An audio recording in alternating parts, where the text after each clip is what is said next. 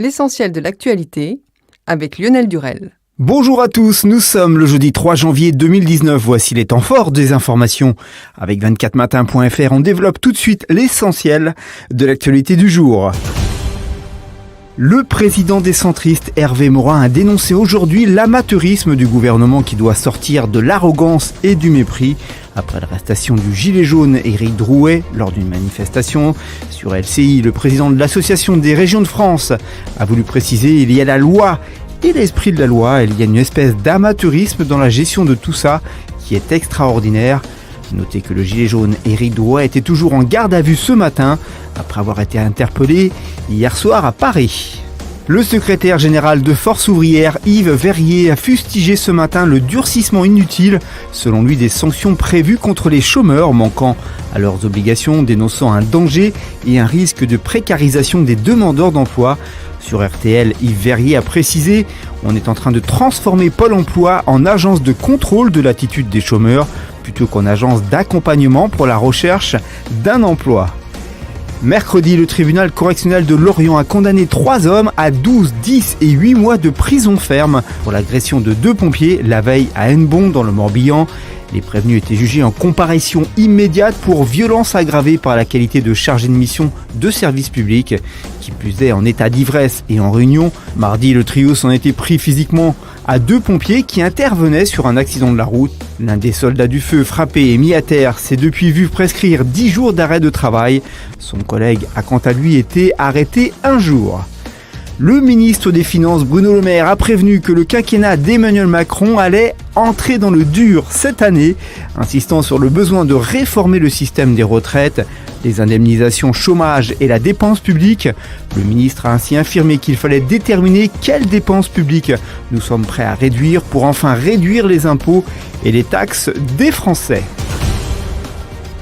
En bref, et dans le reste de l'actualité, l'exécutif étudie la piste d'un référendum à questions multiples sur les institutions qui serait une manière de répondre à des demandes des Gilets jaunes et de reprendre la main sur une réforme maintes fois reportée. Apple a annoncé mercredi qu'il révisait en baisse ses prévisions de résultats pour le premier trimestre 2019, à cause notamment du ralentissement de la croissance en Chine. En sport, en difficulté face à la Croatie lors de la finale de la dernière Coupe du Monde, N'Golo Kanté avait été remplacé par Steven Nzonzi, peu après le retour des vestiaires. À en croire le Parisien, le milieu de terrain tricolore souffrait ainsi d'une gastro-entérite au moment d'affronter Luka Modric. Mais hier, dans le documentaire Deuxième Étoile diffusé sur TF1, Olivier Giroud a donné une autre version. N'Golo, ce n'est pas un robot, c'est un être humain. Il a le droit de ne pas être bien sur certains matchs. Non, il n'était pas malade. J'en ai discuté avec lui, a-t-il expliqué.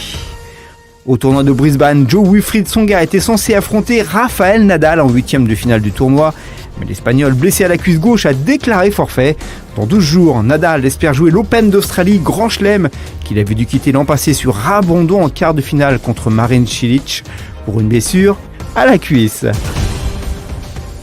L'actualité du divertissement, le 14 décembre dernier, Jean-Luc Lemoyne annonçait par surprise son départ de la chaîne C8 après 7 ans passés comme chroniqueur dans l'émission Touche pas à mon poste. C'est finalement Patrick Sabatier qui le remplacera dès vendredi 25 janvier en prime time sur C8 avec le jeu de la vérité 60 minutes chrono, une émission durant laquelle l'ancienne star de TF1 recevra un invité qui se prêtera au jeu de la vérité durant 60 minutes chrono, le tout divisé en 6 séquences différentes. On conclut ce journal avec votre météo de demain vendredi matin. Les nuages bas pourraient être encore nombreux sur la moitié nord et dans les plaines et vallées du Massif central.